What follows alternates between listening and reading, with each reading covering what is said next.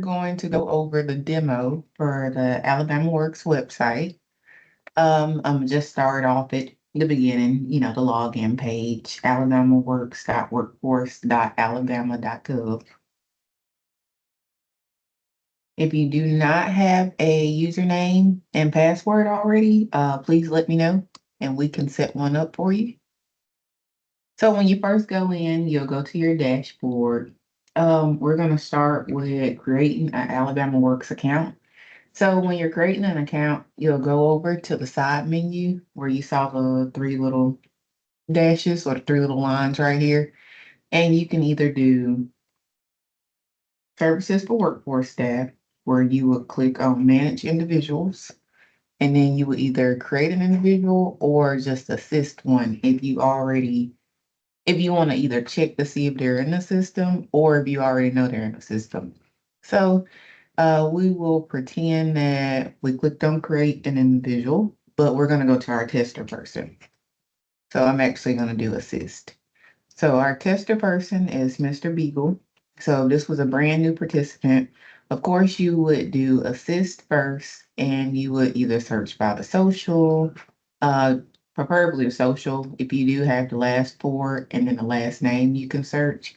But you want to make sure they're not in the system already. If they are, you will get an error message when you try to create a new account because it is linked to the social.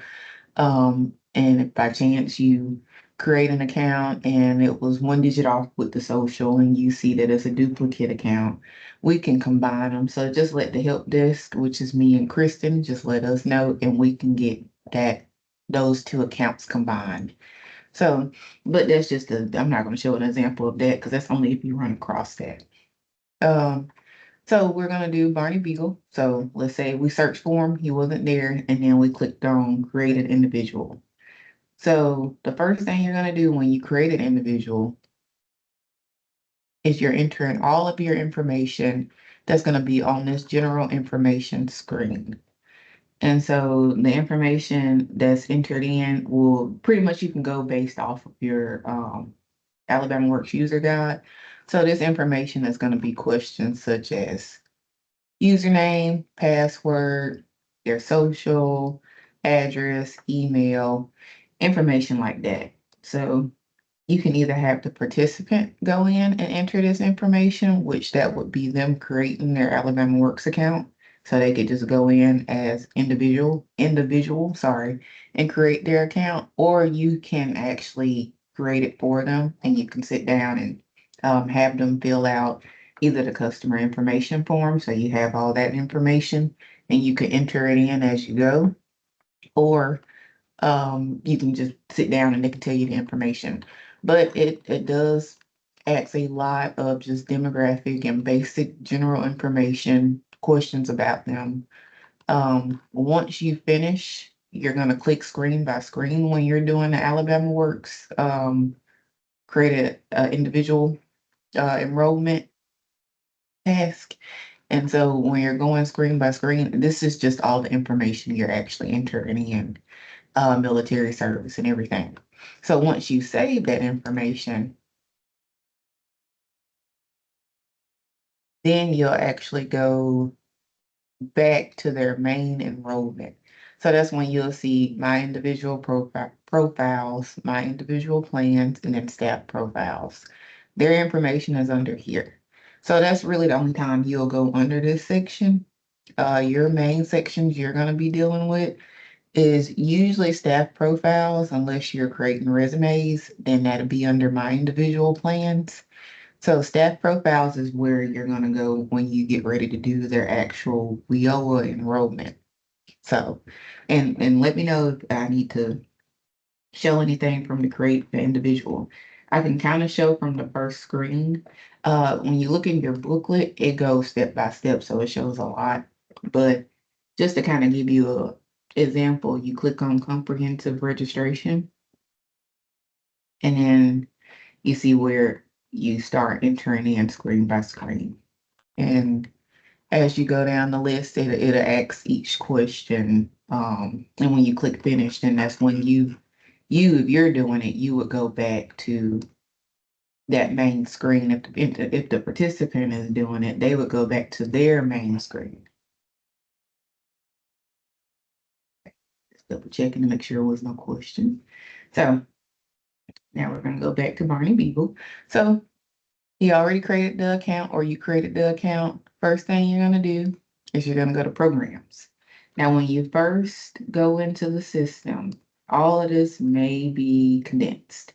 So you'll probably have to click on each folder just to open it all up. We're just gonna open up the staff profiles. And this information may also be condensed. So you'll just have to click on each little folder until you get everything open. I would suggest first time you get on, go up here, open all of them. Just open them all up. That way, if you're looking for something, let's say you contact the help desk and you're like, well, I can't find the programs. And then I say that they're under staff profiles, under case management, you might not know because this might be collapsed. So go ahead and open that up and you go to programs under case management. And then you'll see Wagner Pizer. When you enroll them or they enroll themselves and they finish their registration, you'll see this says complete because they actually finished it, but it will say registration only Wagner Pizer. For you all, you are not going to be doing any Wagner Pizer, so all of yours will say registration only Wagner Pizer instead of complete.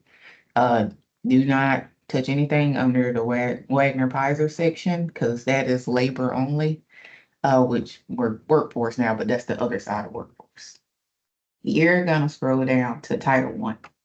So Title One is where you're gonna create your WIOA applications. From here, you would click on, we're gonna pretend this isn't here. You would click on Create Title One. So you'll click that, but I'm actually going to go down and click on the pencil.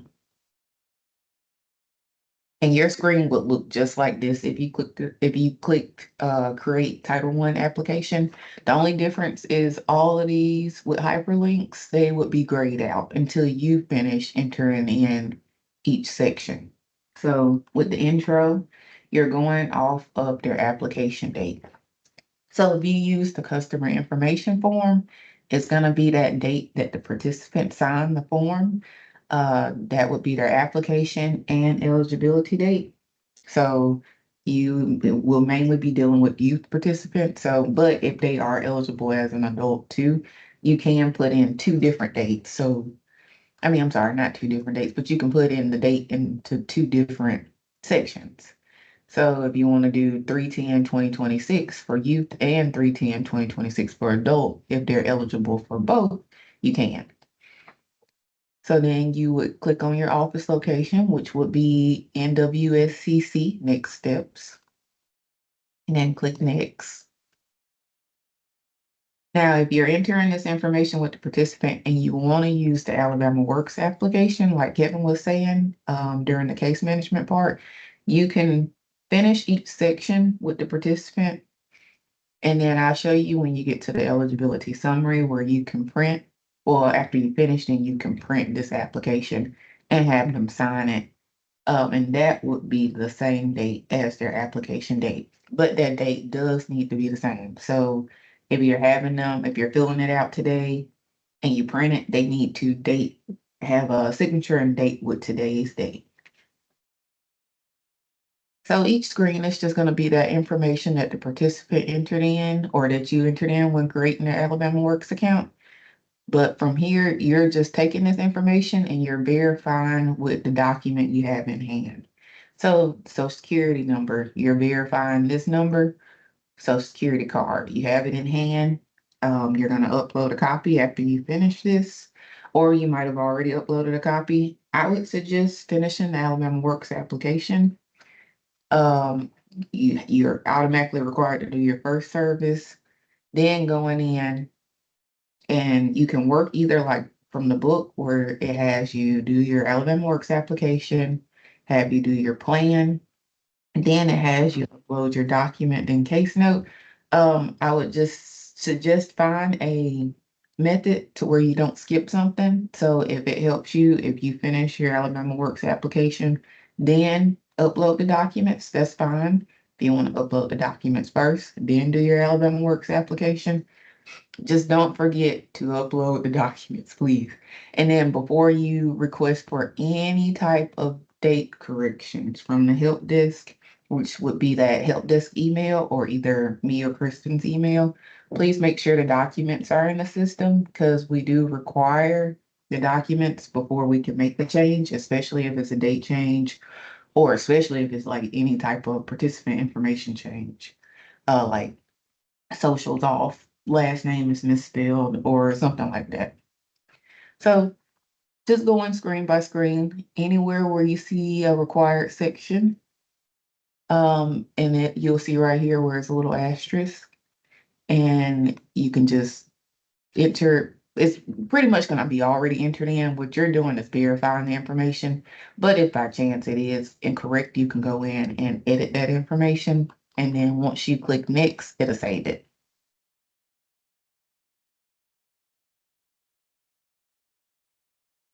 So going screen by screen, you'll see, I'll show you a few different screens where there's information where you may have to obtain it on your own. The participant may not have this information such as the selective service registration. If they are 18 or older, they must register for selective service. If they are under the age of 26, if they have not registered, you can register them right then and there by going to the sss.gov website. Super fast. They could go ahead and register, and then you can just get that printout and then use that as the verification method. If they have already registered, they just need to, say yes or no. And then what you'll do is you can either click verify and you can copy and paste this website, or you can just go to sss.gov and then you can go to, oh, hold on.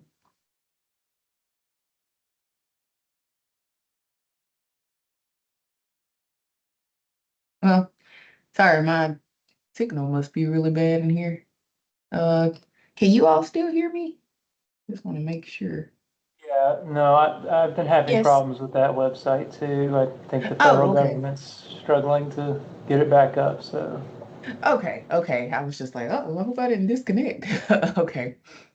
But yeah, well, when you go there, you can click on verify registration at the very top. It's on the top right.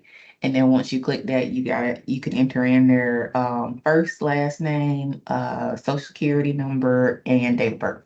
And once you enter that information in, you click verify registration.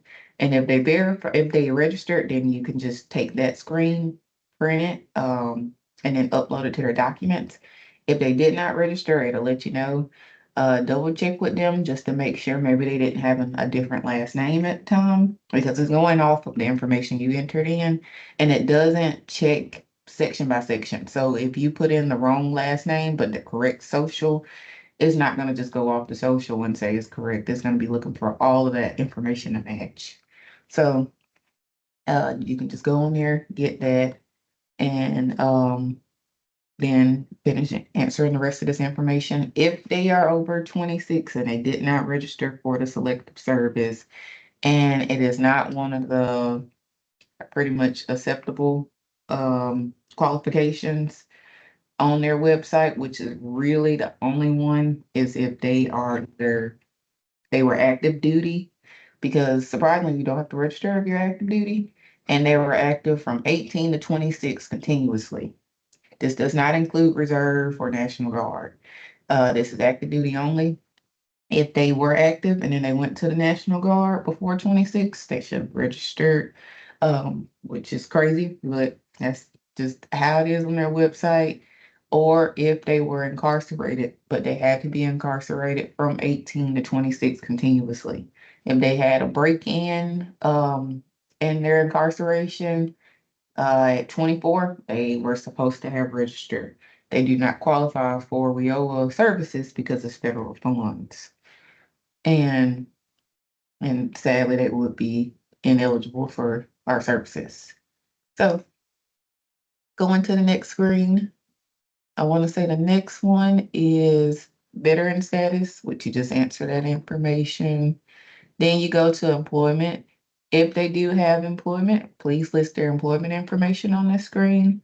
You answer the information. If they're not employed, you have to answer their UC eligibility status, which is usually neither uh, claimant or exhaustee.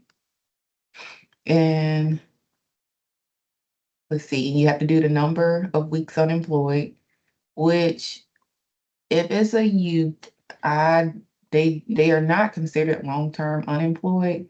So let's say someone that's like 18, of course they don't have a job, but you have to put the number of weeks unemployed. Don't put anything more than 27. So put 26 and under as their number of weeks unemployed, unless they are actually long-term, which would be somebody that actually did work like a full-time job and then was laid off or something. So don't put that for youth that are just now getting into the workforce and only work like a part-time job or something, or hadn't worked at all. And then you would list their actual employment information down here at the bottom. Okay. All right, making sure I hit every area, so I'm looking at my notes. Okay, so and I'll show you more about the employment information, like how that screen looks when you enter it, when we go to the actual WIOA application, because there's another section where you can enter that. So this is just their education status. This is where you're listing their actual education. You're listing, you have options like if they were a high school dropout, if they're still in school, post-secondary, secondary, and then if they have their diploma.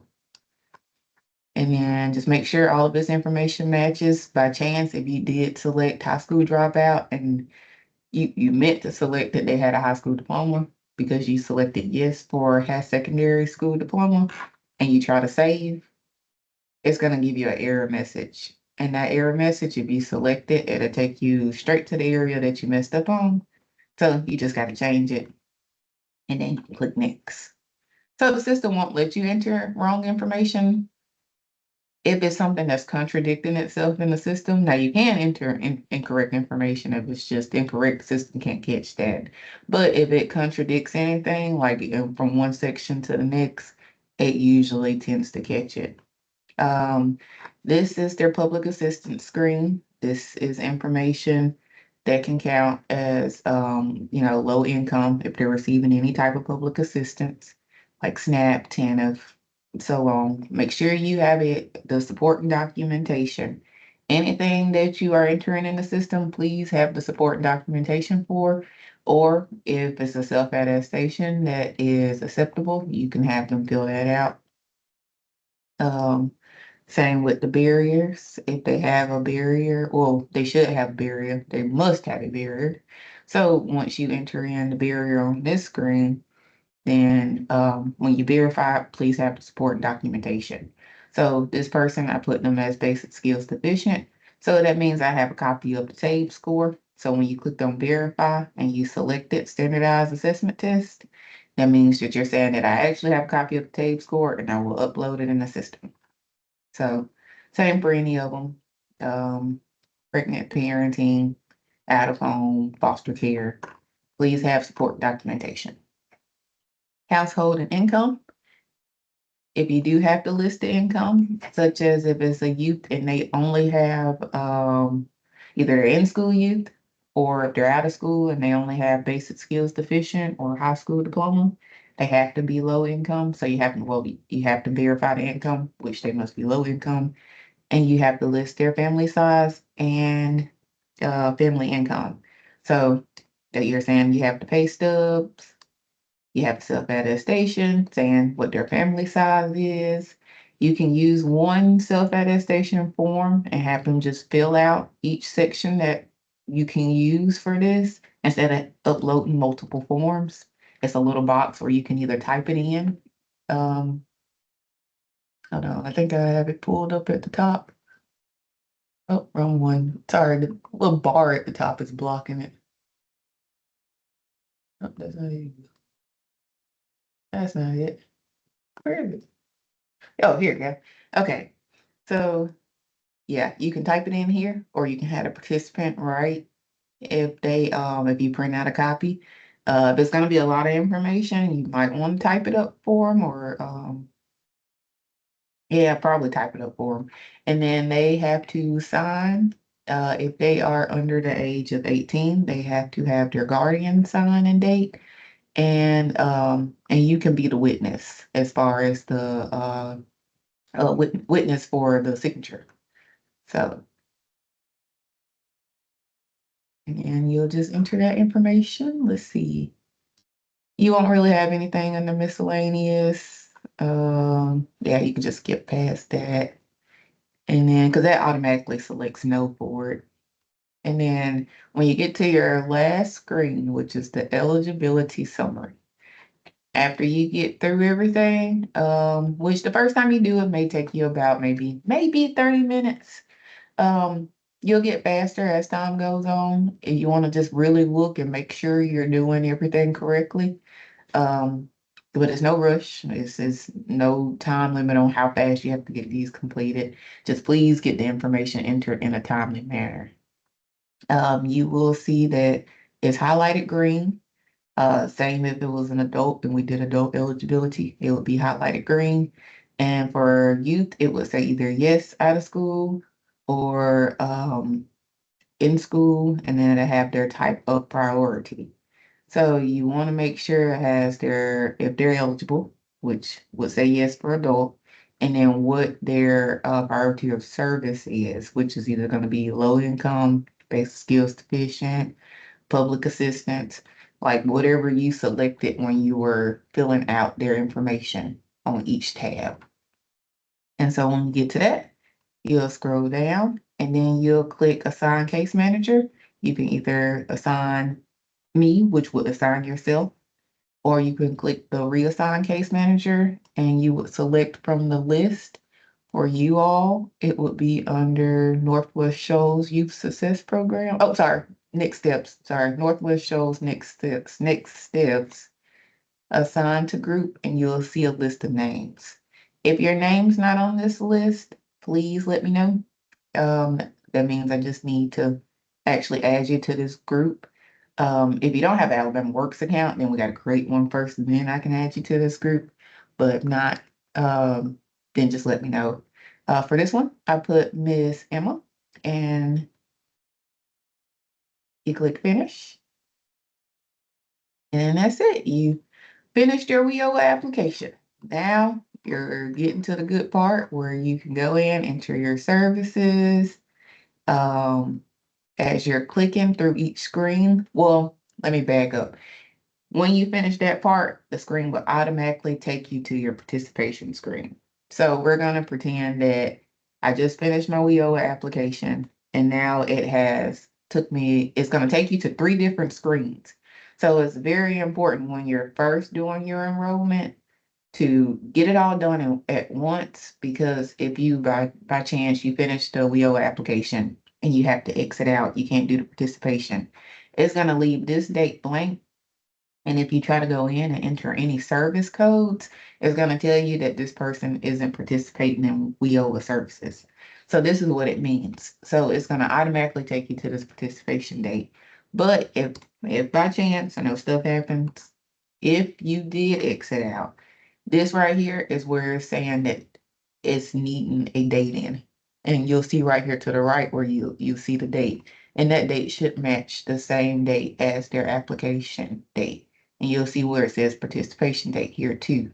So that's what it's talking about when it says that this person isn't participating. So if you get ready to enter in a service code, it's going to give you an error message. So, but you actually sat down and finished it all in one. It took you to the participation screen. You enter that same date in, you'll save. Then now it will take you to your first service screen.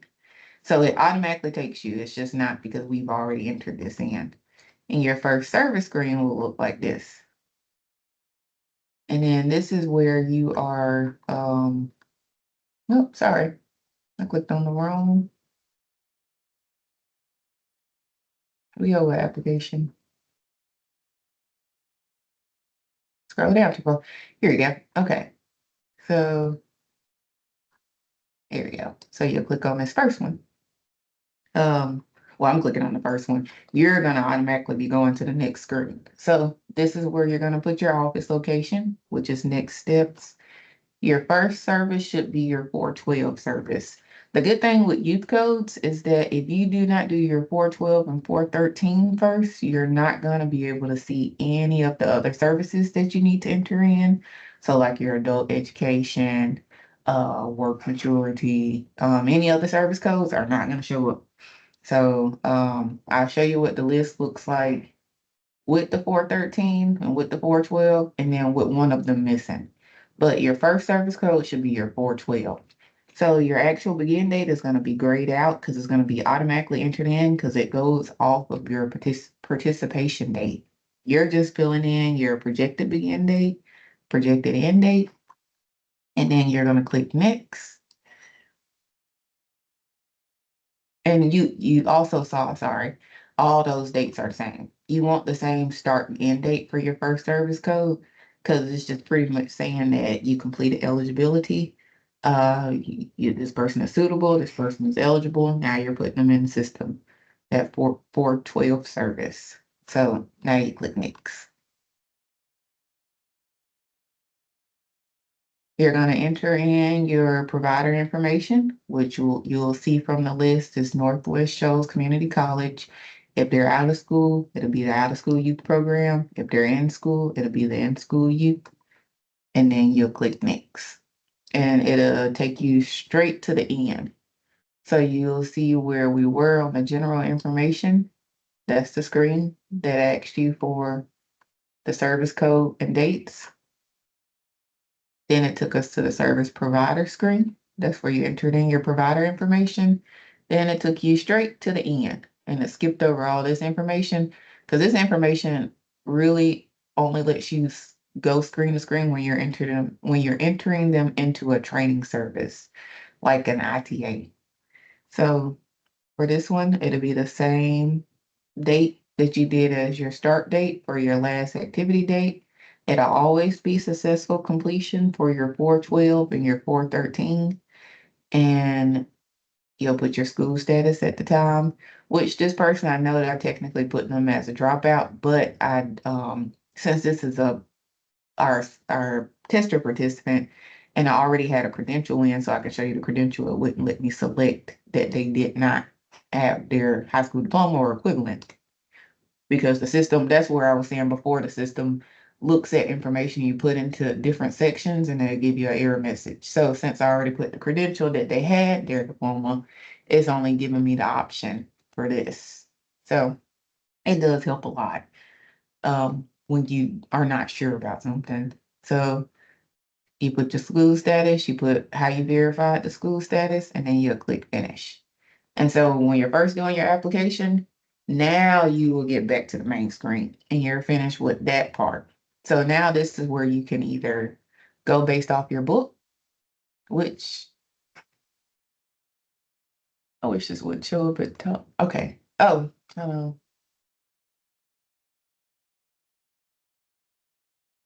on the book again. Here you go. Okay. Based off the book where it has you entering in your information. We're gonna scroll past this part. We already did their WIOA enrollment. And then from the book, if you're going based off of this, which I would suggest the first time you sit down, you go based off the book, it's picking up from our service code. Here we go. It has you going from entering your service code to entering in your objective assessment. So you can do that. I would suggest us to keep it easy. We'll just go based on the book. So once you finish your service code, you'll see where you have your 412 service on there. Under activities, enrollments, and services, it'll be closed because you opened and closed it. And you hadn't did your 413 yet, but you can go ahead and do your objective and we'll come back and do the 413. So your objective assessment is going to be up here. You can get to it two different ways.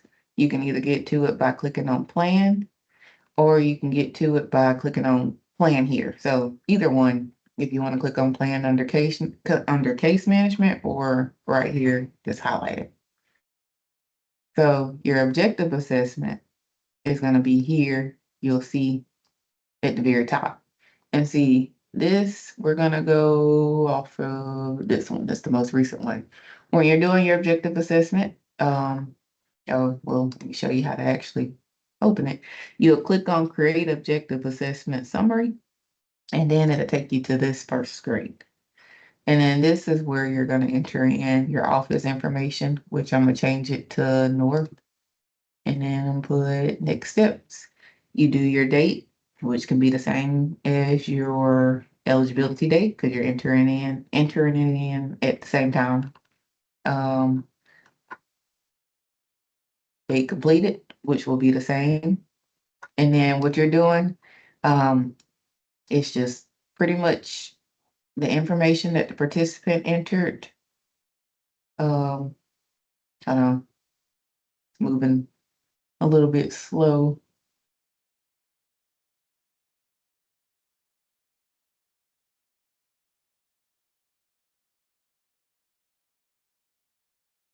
Oh, well, with your objective assessment, you'll see up here at the top how it lets you go to each screen. I don't know why it's not letting me go.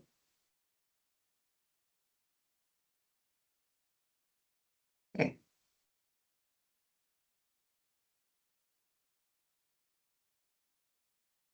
here we go. Okay, so from here, you're gonna put your expectations, which for this participant, what are they trying to achieve? This is just a sample on the job training with pay. I should change their objective assessment because this participant, what I was putting for their plan is that they are trying to get their GED and will enroll into adult education. So that's pretty much what you would put as far as program expectations, what the participant expects as the outcome for the program. And then you're sitting down as far as, okay, after they finish their training, what type of employment expectations, what kind of occupation they want to go into. And this is where you're selecting that occupation. And you can either search for it by keyword, or you can search by, if you actually know the ONET code, you can search by the ONET code or by the group. Different ways to look for if they're trying to get into welding or truck driving.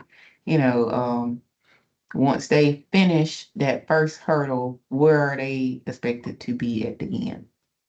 So we're just gonna briefly go through the assessment because it's based on what the participant wants, is based on what the participant's information is, like what their education status is, different factors with as far as their education factors, like if they were basic skills deficient, just very specific information to that participant, their high school dropout, what their degree is, if they have a degree, if they have a high school diploma, their employment status, what their employment information is, its employment history. It'll go ahead, it'll populate based on what you entered under your WIOA application, or you can add it here.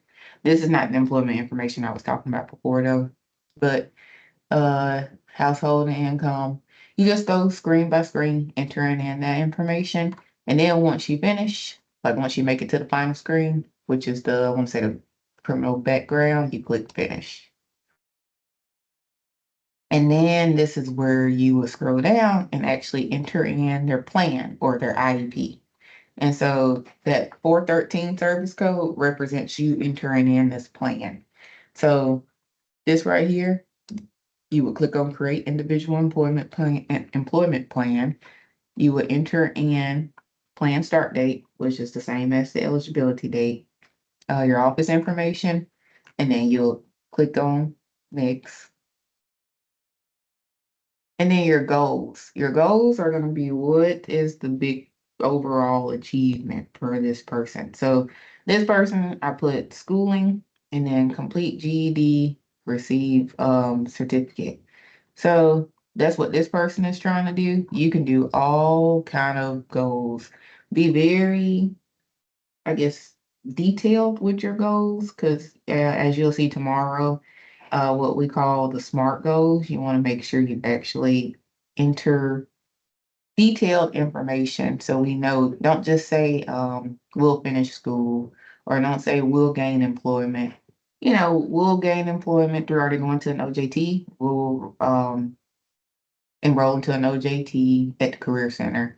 Or like once they finish their training at Northwest Shoals, we'll go into occupation with welding with a provider. Like just a little bit more detailed than how we used to do things. And you'll see where I clicked on that, clicked on add goal. You'll do the goal description, which is the description that they want to achieve. You'll have your area type of goal. This is where you can do employment, training, and schooling. If it's employment, when you're putting will go into welding or so on, you put the employment.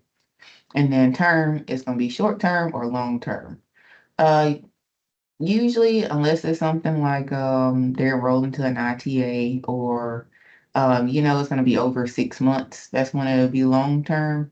It's usually short term. And then you do your date established and you leave your do your estimated completion date, sorry, but you leave your actual completion date alone because it's going to remain open until they finish their goal. So you would do save normally, and then once you save it, it'll look like this. So you saw where I said, or I clicked add new goal right here. That's how I got to that screen. And so once you finish your goals, you'll click next and you're going to go to your objectives. So your objectives is going to be like short segments that will lead to the accomplishment of this overall goal. So since I put GED, I listed that they will complete different portions of the GED. Complete science portion of GED.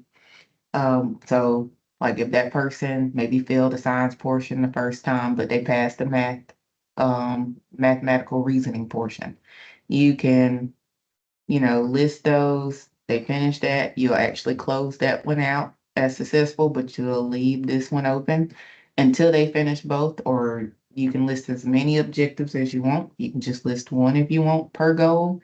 You can list as many goals as you want. You can do like maybe 3 goals, 2 objectives per goal. And then once they finish the objectives, that's when you close the objectives, then you close the goal. So for this person, we're gonna add a new objective, and then I'm just gonna open up this math one. So let's say you entered in your information. You want to select the goal that you have associated with this objective. If you have multiple goals, you will have multiple selections on the drop-down list. So I'm gonna select complete GED. I'm gonna have my goal date established. You enter in your information. Your objective is going to be complete mathematical reasoning portion. You have your date established.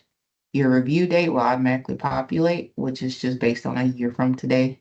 And then you leave everything open. So let's say if I was going in now to close my objective because they did complete this, you will open it up by clicking like how we did before. Just want to make sure I show you. By clicking edit right here to your right under action. And then you would scroll down and then completion date. We're going to say today's date, but you can put in, any date. Make sure you do 2 digits for the month, 2 digits for the day, and then 4 digits for the year.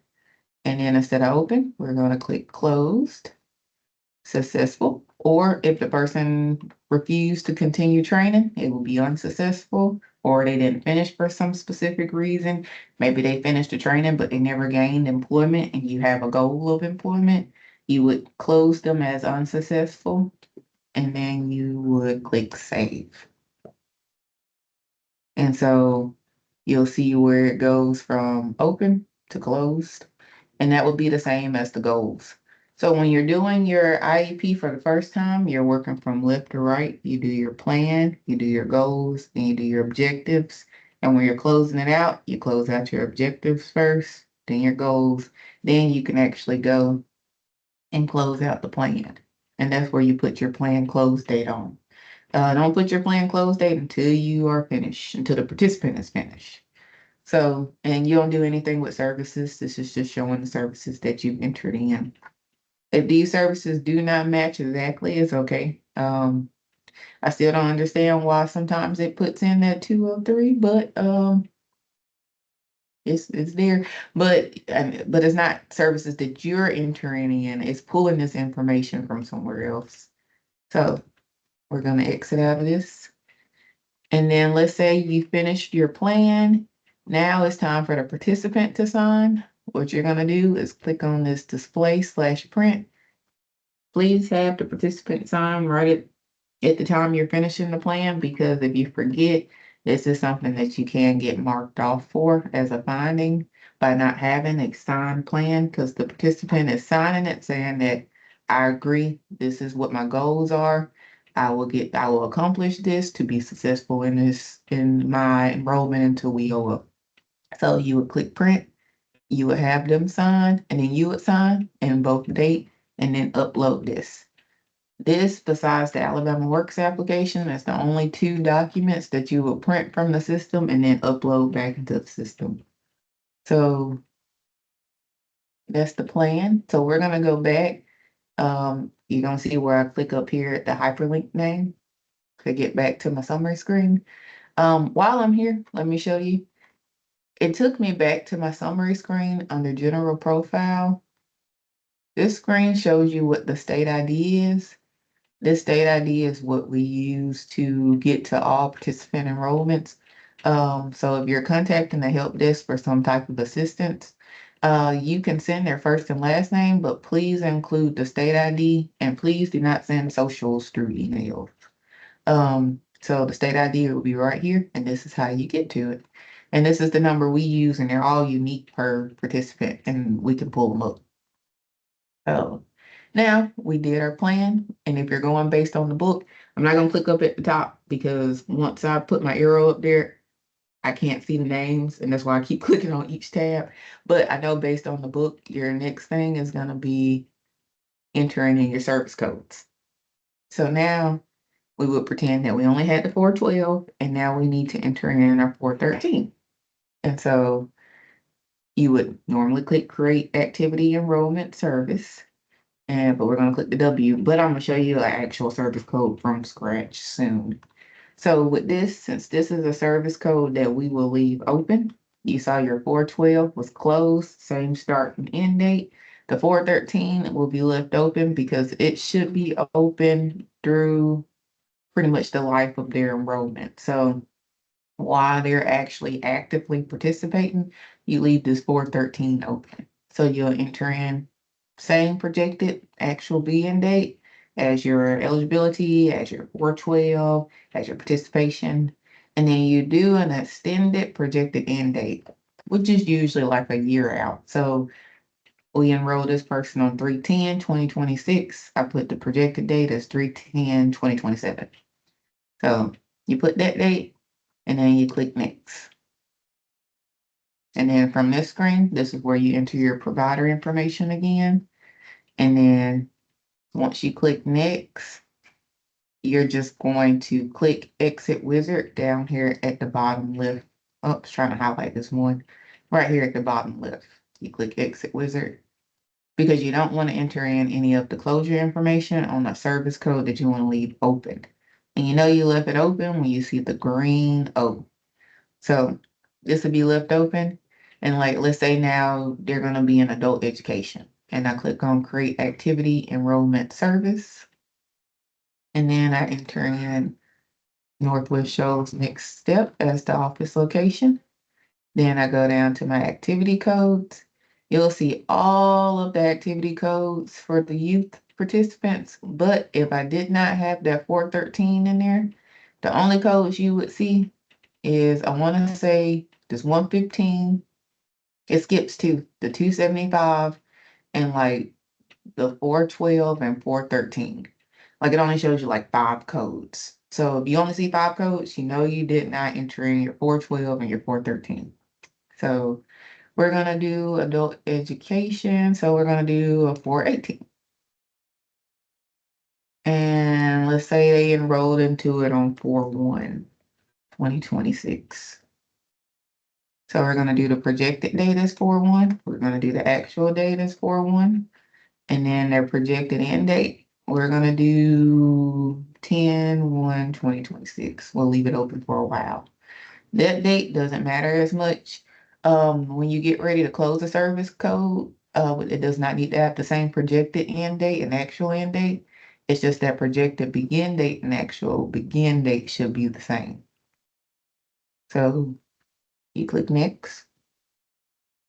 And then this is that screen that I was saying you enter your provider information. You click select provider, and from the drop down list, you'll see Northwest shows. You can either go down the list and look for it, or you can either do Control F on your keyboard, oh, and type in Northwest. Oh, I think it's together, sorry. Yeah, Northwest shows. Or you can also search up here, or you click show filter, and you can search by the name up here too. So you got 3 ways, whichever way is more comfortable. And then we're gonna go to service course for contract. This person is out of school, so we're gonna do the out of school youth contract. If by chance, let's say right now, you entered in the wrong contract, maybe you accidentally selected in school, you can go back and change it and select in school. But let's say you selected out of school, that was the wrong one, and you click next. Once you click next and it saves that information, you can no longer edit it. Please reach out to us. We cannot edit that information either, but let's say you entered in the wrong information, enter in the same service code. So you enter in the same 418 again, same not the same provider information, but the corrected provider information. And then now you'll have 2 service codes. Reach out to the help desk and tell us to delete the incorrect one, and I'll show you exactly what we need for a help desk request. But we're gonna finish adding the service code. But you'll see where it says enrollment costs. That's what I was saying before. When you're entering in an actual training service, it has this information. It's not information for you to enter in, but you'll have more screens you're clicking through. Then you can go to the actual closure screen and click finish. So let's say if you needed this 418 deleted. Please send a request to either the help desk email, which I'll give you at the end, or to us directly. And please include this ID number. This is unique to the service code, so we would know which one to delete. You can say the 418 service, if it's entered in on 2 different dates, you can say maybe the 418 service code entered in on 4/1, but if they're both entered in on 4/1, or just to make it easier for us, please send the ID number, because once we delete that code, it's deleted for good. We can't add it back. And we also can't edit the provider information, so we have to delete the code and a new code is added. So that's why sometimes, let's say if the 412 is incorrect, it has to be deleted and then re-added. Let's say you added the wrong provider, just all together, you added the wrong provider. That's why that code, once it's added, is gonna jump up to the top. So you'll see a 413, 418, and a 412. So the only thing we can edit is dates. So just a FYI, in case you come across, any errors, it's human error, and that's no problem at all. So now we got the service code in there. For right now, this is what they're gonna be enrolled in. We did the plan. Now you want to go in and based on the book, let's see, we did our SMART goals. You're gonna do your services based on your youth element sheet. You want to put some uh value added services. You'll see right here where this service code has the 2 checks. This one only has 1. You want a service with the 2 checks because it extends enrollment to be open. And I want to say program entry. I think that's what PE means. Yeah, triggers program entry.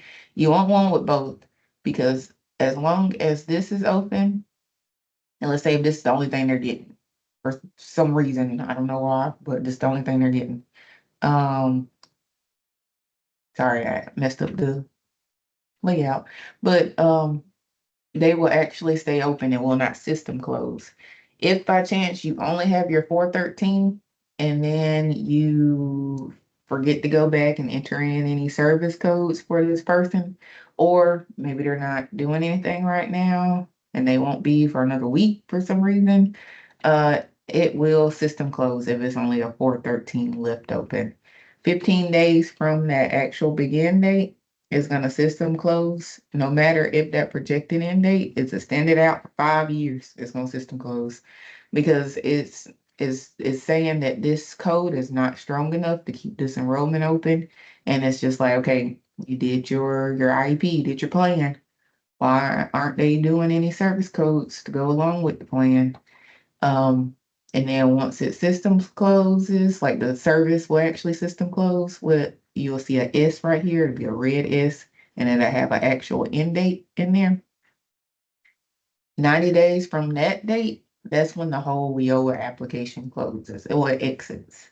And then that's when you can no longer take off that system closure. Because if it's just a service code, you can always click on that hyperlink actual end date and remove that information. So you just back it out.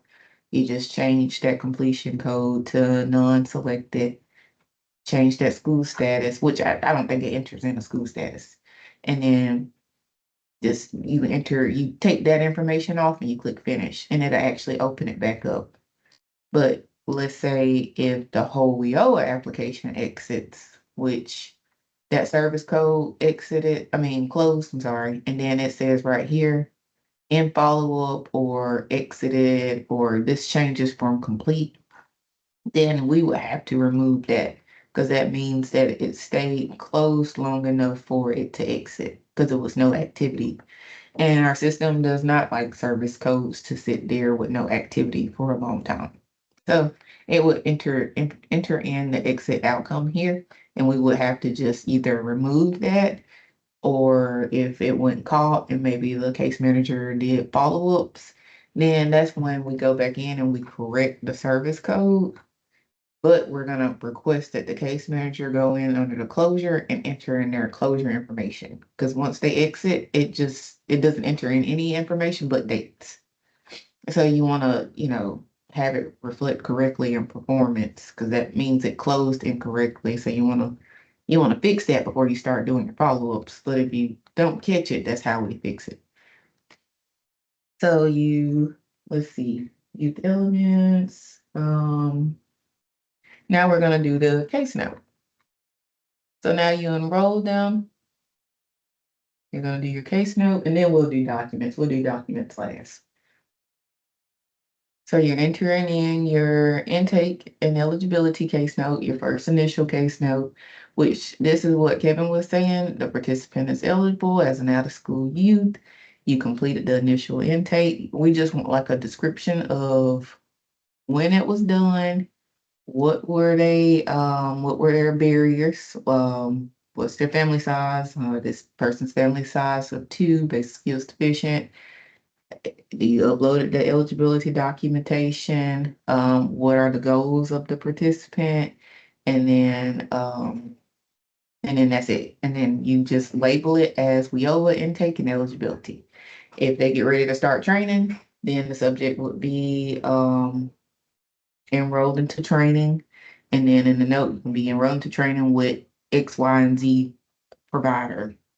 Or every time you put in a new training service, put in the case note, justify why that training service is done, or not training service, I'm sorry, a service code, why that service code was entered. Same thing with supportive services. Enter in a case note saying supportive service was received, what the supportive service was, if it's an incentive, if it's a stipend, just information on what each code is and why it was entered in. Doesn't have to be long, it can be a small, brief description, but especially with those supportive services, we need one supportive service per service received.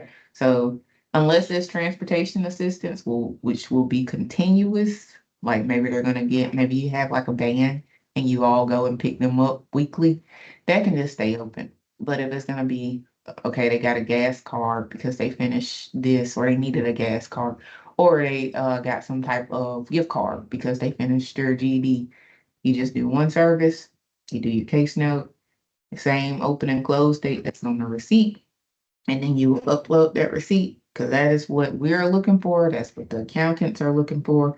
And also when you do your youth form, which Jessica over tomorrow, that's what's going to be listed on your I think it's your monthly youth form, but she'll go over that tomorrow. And that's it with case notes. And then you go to documents. Oh, let me show you how to actually add it. Right here at the top, you'll click add new case note. And then this is where you do the contact date. If you do have a template, you'll click up here. And if you click on your template, it'll autofill all your information in here, including the subject. And you just have to put in your date. And then it'll have your actual description that's in the body of it. Now, if you want to us to create you a template, we can. To go in here and create a template, you have to scroll down to, I always forget how to get to this. I think it's down at the bottom of this screen. Here you go. View case note templates. And then you click create new template. And so that's where you would create one, or we can create one for you, whichever one. And we can assign it for it to be only used by you or only used by your office location, or just your whole area, if you don't mind if everybody in North uses it, but that's how you do templates. And I got to that again by scrolling all the way to the bottom of the case notes and clicking on view case note templates. Then you go to documents. That's where we're going to enter in and you upload all your documents. So you did your eligibility documents, you got a copy of the Social Security card, ID, birth certificate, school documents, school enrollment form, WIOA application, tape scores, everything. This is where you put your eligibility documentation. You can do it as one big packet and upload it. And you're going to click on add a document. And then you will label it as whatever the document is by itself, or either as a big group, which big group like that would be eligibility documentation. And then you can drag and drop, or you can click browse files and save. And once you save, it will show what you name the document as, like what is saved on your desktop or your system as, and then what you labeled it for us in the system. And if by chance you upload a wrong document, just let us know. You'll see where it says delete, but it's not going to let you delete anything. The system does not let the case managers delete anything. Everything that needs to be deleted has to be deleted by us, which is no problem. I don't care if you upload the wrong thing 3 times. I might ask why you keep uploading the wrong document, but I don't mind deleting it. Just let us know. Please just don't leave incorrect information in the system, because then if the monitors catch it, then that's when it's a finding, or that's when it's some type of notation. I don't know if it's technically a fine. Well, yes, it's fine, and if it's an incorrect document, especially if it's somebody else's document, like a participant eligibility documentation, or a participant's ID was uploaded to the wrong participant's account. So now we are going to go back to programs, because I showed you the services and I showed you case notes, documents, under the general profile, under case management. Now we're going back to programs, and we're going to look at, we're going to extend this application. You saw where I clicked the plus. So once you finish your enrollment, your WIOA application, to extend it out, you click the plus to the left, and then this is where you get to each ribbon. So we started with participation, activities. What I'm showing you now is the different sections you can enter in, different measures and different participant information. So your measurable skills gains. So this is where you enter in a MSG. For this person, I put that they passed a portion of their GED, which you credits attained for EFL or past the high school equivalency. That's what their MSG is. So you click on create measurable skills gain, and then you'll click from the list. And the MSG is pretty much like stuff like their halfway point. Like if they are enrolled into school, then you got their report card. Or if they're enrolled into training and it's like, well, since you all won't do OJTs, they're enrolled into an ITA and they finish the ITA. Let's say they actually get their certificate showing that they complete the program. You putting in the MSG as the date that's on the form that you have. You're uploading that document and you're entering in the credential. So that's what you would do for the MSG. And then once you select one of them, it's usually going to ask you for the type of achievement, which is the list is not that big. Once you actually select that individual one, it narrows it down to what you're actually looking for as far as type of achievement and then the date attained. And then, of course, you have to click verify. And then you would say, copy of certificate of completion, copy of document or copy of certificate, degree, whatever you want to say that you actually have. And then you will save it. And then the next one I'm gonna show you is the where you'll enter your TAPE scores, which is the educational functioning level for measurable skills gain or EFL. This is where your TAPE scores are entered, your pre and post. So you will click on create educational functioning level. And then from here, you will add the date, you will add the type of assessment, which if let's say it's the TABE itself. So you're doing ABE, you're gonna do TABE of 1314, because that's what you all are on now. Let's say, well, it's only showing me language because I already entered in the math and reading. So, but normally it would be three different options. So you would do math or reading. You would do the score, which if they got like, let's say a 580. Let's do language. Sorry, we don't normally do language, but I want y'all to see how it automatically fills in this information here. And it automatically shows if they are basic skills deficient based on the score that you enter in.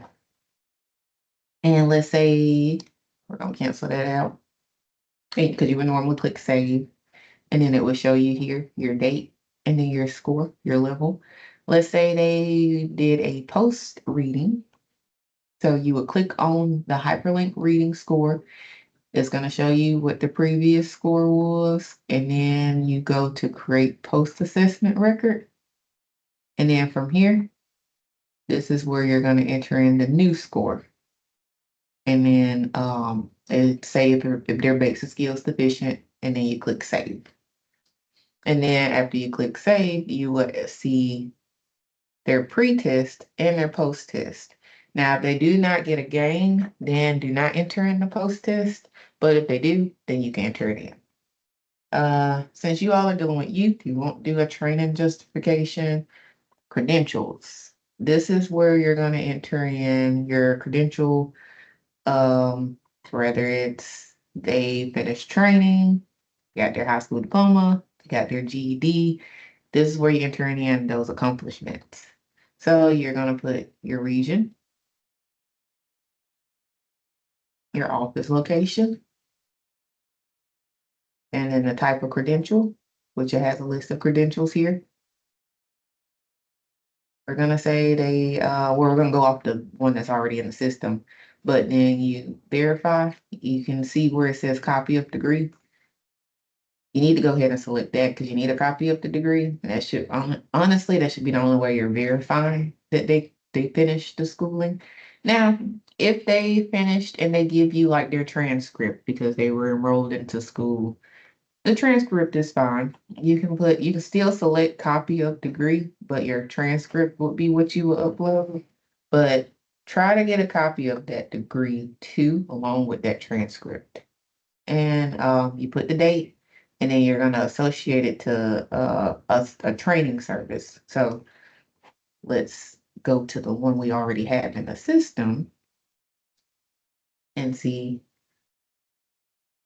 So we entered that information in, and then you click search activity services, and then we would, of course, I'm gonna associate it with the 14, but you need to associate it with the training service that resulted in them getting um this credential, which I guess since they're an adult ed and they actually did finish and they got their GED, we can associate it with that and click save. But normally they would be like enrolled into because this is secondary, so enrolled into alternative school or enrolled into secondary education or high school or one of those service codes based off of them being enrolled into school. I can't remember what the service code is, but it would be associated with that. And now add employment. This is what I was talking about before, where you can, that's another area where you can add the employment. Now, if you click add employment here, you can go based off of employment that has already been entered for this participant. So search individual employment history. You'll see if you already entered something in and you can just select it, or if you're going to enter it from scratch. You just have to make sure you go down the list and enter in that information. If it's an employer that's already in our system, once you start typing their name, you'll start seeing them pop up and you can just select them from the list. And then you'll enter in this individual's job title, salary. You need a copy of their pay stub so you can enter in the information correctly. Job start date, if they're currently employed, leave it as currently employed, or what their end date is, or the reason for leaving. Because it's gonna also ask for information like this, like the primary employer, if this is their primary employer, if they get fringe benefits. Um, which too, if you're um if getting this information from the employer, you can use this participant employment follow-up survey. And this is information you're gaining from the employer as you're sitting on the phone with them. You can get the pay stub. Both of those are acceptable forms to verify employment. And then this is where it's going to ask about fringe and other benefits. And this is why it's asking for that because it's going to ask you for this information down here. So you would click save. It will, even if you put yes, if it's not training related, because if they are in a training service, that's going to require you to put an ONET code. Please make sure that you put the same ONET code throughout everything. Well, if they're not going to go into employment, that is that ONET code. I mean, I don't want you to, of course, lie. But if it's the same industry and you know it's the same industry, put the same ONET code. If it's completely different industries, they went through welding, but they ended up getting a job at a dentist's office as a receptionist, then it's going to be two different ONETs and it's not going to be training related, or it's not going to be considered training related. But if it is, when you put yes, if you click recheck, it will actually stay yes and not change to no or change to relationship of employment cannot be determined. Because the system is checking those two ONETs against each other.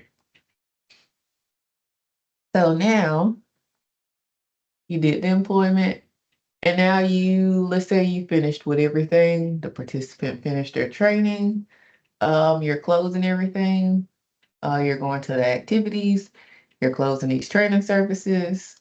We're gonna click close. We're gonna actually put in a date, putting in today's date. They were successful, of course, because the 413 is always successful. And they got their diploma or their GED, school records, and then we click finish. Now we're going to close the training services. Let's see. Trying to make sure I didn't miss anything before we start doing the closures and follow-ups. Yeah, that's it. Okay, so now we're going to close this 418.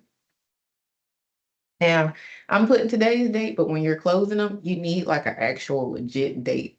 So like, let's say they finish training and they get their degree, and then that date that you're putting in for the credential, that would be the day they would finish training too. So you're looking at a document or you're getting some type of verification and you're putting a case note showing that they finished training, the day they finished training, if the training was successful or not.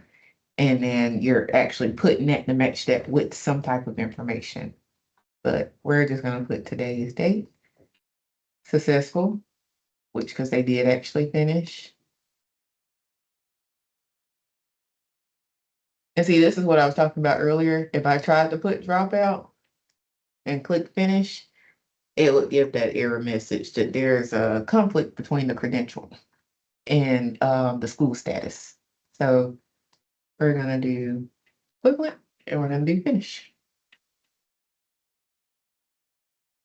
And then you would go in and you would enter in their closure information under the closure ribbon, which is, sorry, screen's jumping, which is right up under the add employment. And then you're entering in their information at the time of closure. So if right now, if they finish training, but they don't have employment, what you're doing is that you're entering in their outcome, which they do have their high school.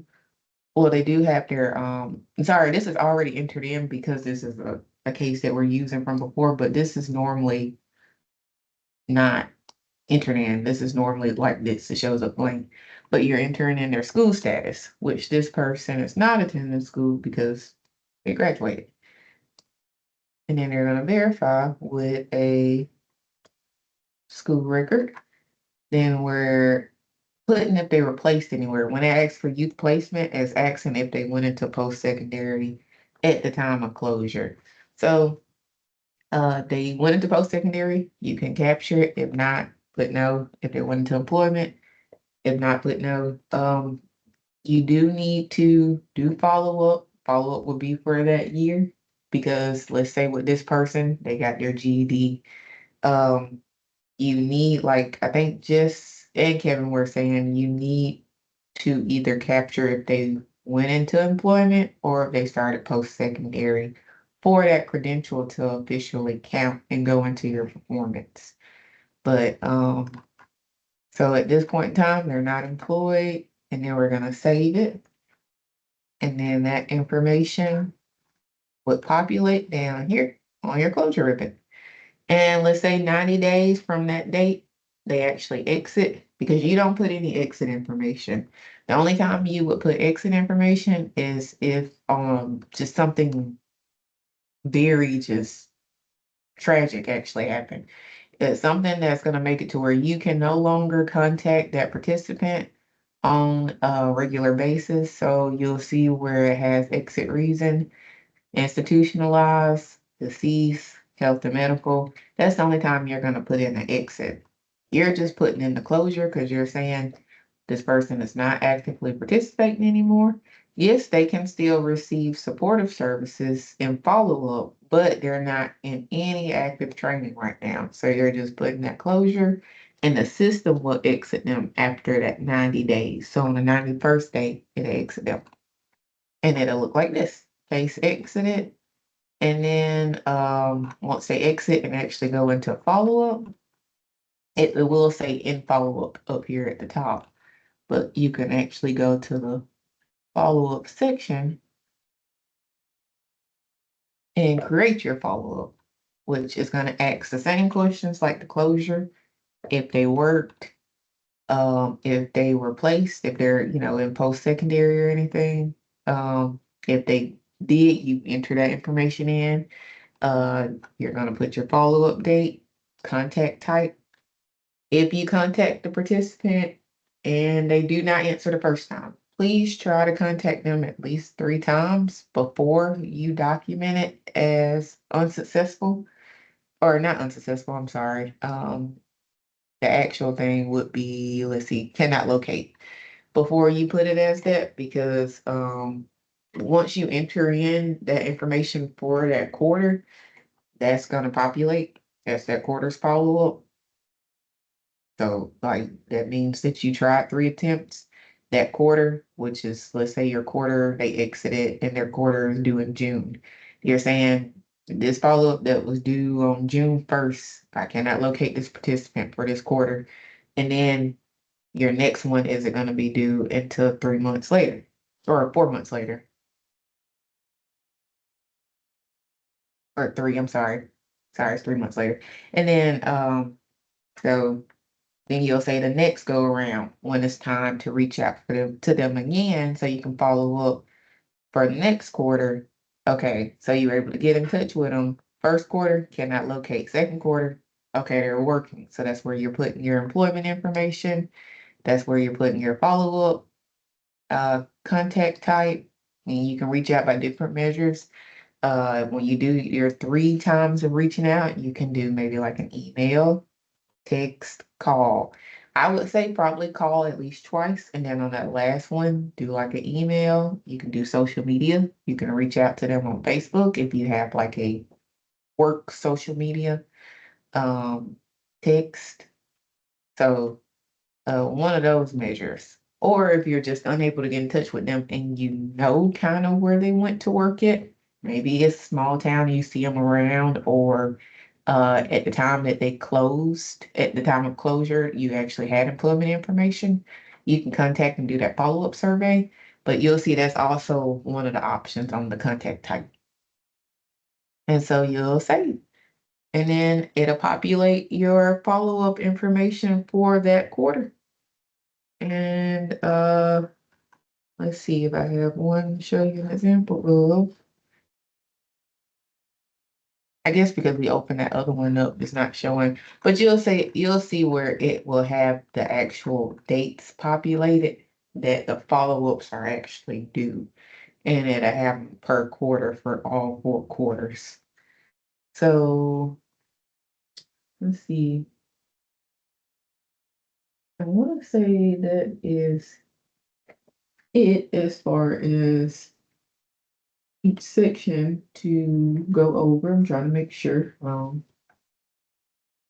Yep, that's it. So I'm gonna show you.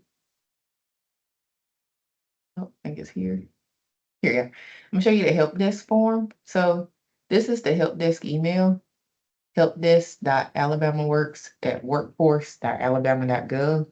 Um, the other side updates these forms, so we haven't updated it just yet, but this is what the old one is. Both comes to us. So if you send it to this one, that's completely fine. The help desk at alabamaworks.alabama.gov. You can reach out to us. My name is Cecily Norsworthy, and then Kristen Wright. We both do the help desk questions, so you can ask us specific eligibility questions. You can access for corrections in the system. I will say, if you ask us a question and we don't know, we'll probably just send it over to the youth. But if it's anything very youth specific, like when you all send your reports over to them, or something very, very specific, you can pretty much send us any question. But if it's something that is something that only Jess and Alicia can answer, we'll send it over to them. But I think that's it. Does anybody have any questions?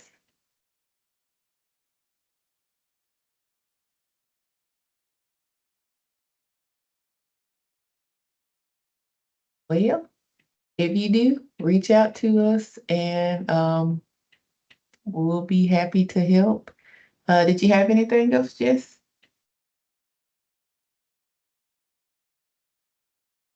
No, that's it for